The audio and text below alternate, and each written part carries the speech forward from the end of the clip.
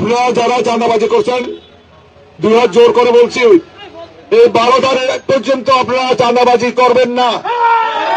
এই চাতুরি হলো আনোয়ারা প্রাণকেন্দ্র, আনোয়ারা হেডকোয়ার্টার হলো চাতুরি অত্যন্ত গুরুত্বপূর্ণ এলাকা এবং এখানে মানুষের আর্থিক উপার্জন থেকে অর্থনৈতিক অঞ্চল হিসেবে এটা গুরুত্ব অনেক বেশি।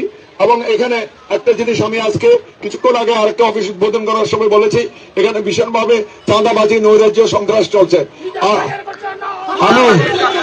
আমি অনুরোধ জানাবো, আপনারা যারা চাঁদাবাজি করছেন, দুই হাত জোর করে বলছি, এই 12 তারিখ পর্যন্ত আপনারা চাঁদাবাজি করবেন না।